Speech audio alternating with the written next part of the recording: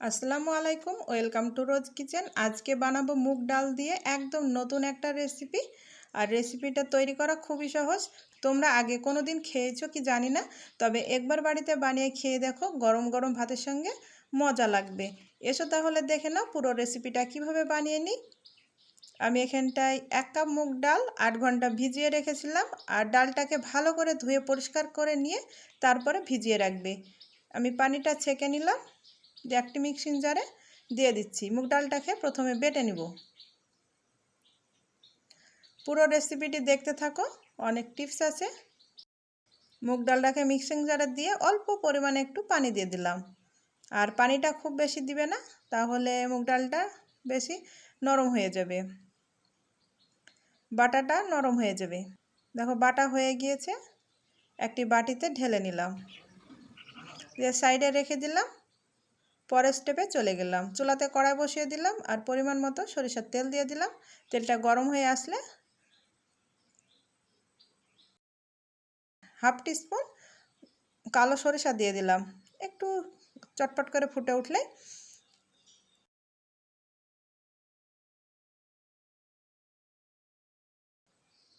কুচনো রসুন আর কুচনো আদা দিয়ে দিলাম, আর কুচনো লঙ্কা দিয়ে দিলাম। এখানে আমি 2টি কুচনো লঙ্কা দিয়েছি। 5 থেকে 6টি কারি পাতা দিয়ে দিলাম। একটু ভেজে নিয়ে আমি মিডিয়াম সাইজের একটি পেঁয়াজ কুচি করে দিয়ে দিলাম। সবগুলো ভালো করে একটু ভেজে নিচ্ছি। দেখো ভাজা হয়ে গিয়েছে। এই পর্যায়ে একটি মিডিয়াম সাইজের টমেটো ছোট টুকরো করে কেটে দিয়ে দিলাম।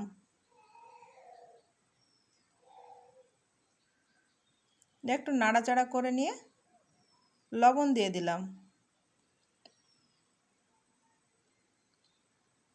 লবণটা দিলে তাড়াতাড়ি টমেটোটা মজে যাবে। একটু ভালো করে নাড়াচাড়া করে নিয়ে 5 মিনিট চুলার আঁচটাকে লো করে ঢেকে রাখবো, তাহলে খুব সুন্দরভাবে টমেটোটা সিদ্ধ হয়ে যাবে। দেখো টমেটোটা আমার সিদ্ধ হয়ে গিয়েছে। বাকি মশলাগুলো দিয়ে দিচ্ছি। হলুদ গুঁড়ো,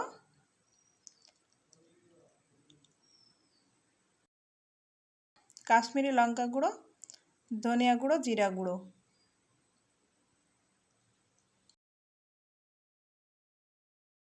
অল্প একটু পানি দিয়ে মশলাটাকে ভালো করে কিছুক্ষণ কষিয়ে নিব।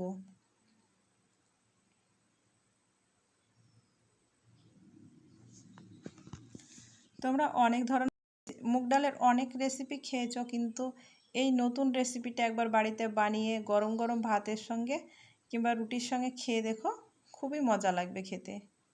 মশলাটা আমার কষানো হয়ে গিয়েছে। এই পর্যায়ে 2টি মিডিয়াম সাইজের আলু এইভাবে ছোট টুকরো করে কেটে নিয়েছি, দিয়ে দিলাম। মশলাটা কষানো হয়ে যাওয়ার পরে আলুটাকে দিয়ে দিতে হবে। দিয়ে মশলার সঙ্গে আবারও কিছুক্ষণ ভালো করে আলুটাকে কষিয়ে নিতে হবে।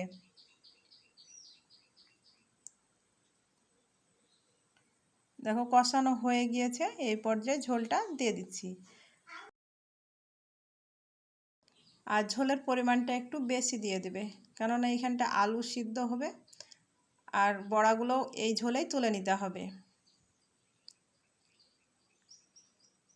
দিয়ে ঢাকা দিয়ে দিলাম 15 মিনিট। আর চুলার আঁচটাকে মিডিয়াম করে দিলাম। ওদিকে আলুটা সিদ্ধ হতে থাক আর আমি এখানটায় বাকি কাজটা করে নিই। যে মুগ ডালটা বেটে রেখেছিলাম সেই মুগ ডালটাকে আমি ফেটিয়ে নিব। অল্প লবণ দিয়ে দিলাম, দিয়ে ভালো করে ফেটিয়ে নিব। আর বেকিং সোডাটা দিয়ে দিবে অল্প পরিমাণে, দিয়ে ভালো করে ফেটিয়ে নিবে। তাহলে দেখবে খুব সুন্দরভাবে মুগ ডালটা ফেটানো হয়ে যাবে। আর মুগ ডালের কালারটা একটু চেঞ্জ হয়ে আসবে, একটু সাদা সাদা হয়ে আসবে, তখনই বুঝবে যে মুগ ডালটা ফেটানো হয়ে গিয়েছে।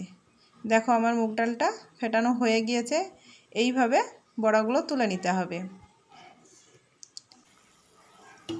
ঢাকাটা সরিয়ে দেখো এইভাবে ভালো করে নেড়ে দিচ্ছি। আর দেখো এইভাবে ঝোলে বড়াগুলো দিয়ে দিচ্ছি। আর এই মুগ ডালটা যদি ভালো করে না ফেটিয়ে নাও, তাহলে কিন্তু এই বড়াগুলো ঝোলে দেওয়ার সঙ্গে সঙ্গে কিন্তু শক্ত হয়ে যাবে। আর ভালো করে যদি ফেটিয়ে নাও তাহলে কিন্তু খুব সুন্দর নরম থাকবে আর খেতেও কিন্তু খুবই মজার লাগবে।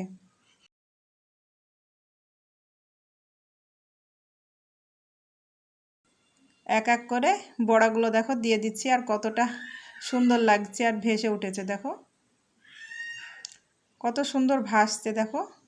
দিয়ে এইভাবে 5 মিনিট ঢাকা দিয়ে দিলাম। চুলার আঁচটাকে হাই থেকে একটু কমিয়ে দিবে, তাহলে দেখবে খুব সুন্দরভাবে ফুটে যাবে আর বড়াগুলো সিদ্ধ হয়ে যাবে।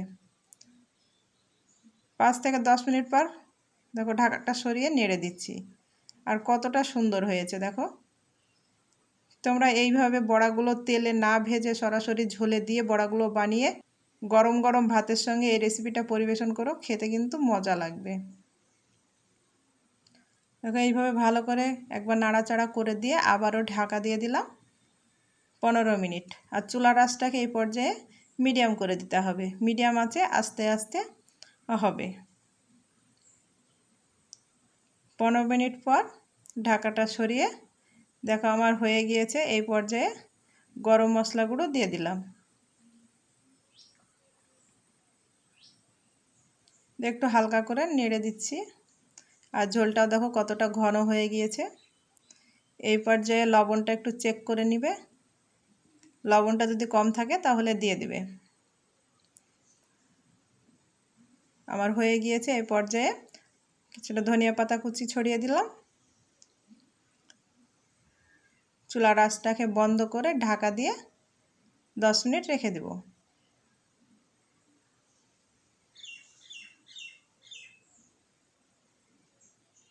10 মিনিট পর ঢাকাটা সরিয়ে মাশাআল্লাহ আমি একটি প্লেটে তুলে নিচ্ছি। আর দেখো কতটা সুন্দর হয়েছে, গ্রেভিটাও দেখো কত মজার হয়েছে। তোমরা অবশ্যই একবার বাড়িতে ট্রাই করে দেখো। আর আমার রেসিপিটি কেমন হয়েছে অবশ্যই কমেন্টে জানিও।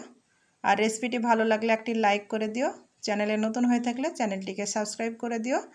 বেল আইকনটি অন করে রাখো, যখন এরকম নিত্য নতুন ভিডিও দেবো সবার আগে তোমাদের কাছে নোটিফিকেশানটা পৌঁছে যাবে। ভালো লাগলে বন্ধুদের সঙ্গে শেয়ার করে দিও। আজ এই পর্যন্ত, আবারও কোনো নতুন রেসিপি নিয়ে আসবো। ভালো থেকো, সুস্থ থেকো। আর পুরো রেসিপিটি দেখার জন্য অসংখ্য ধন্যবাদ। আল্লাহ হাফেজ।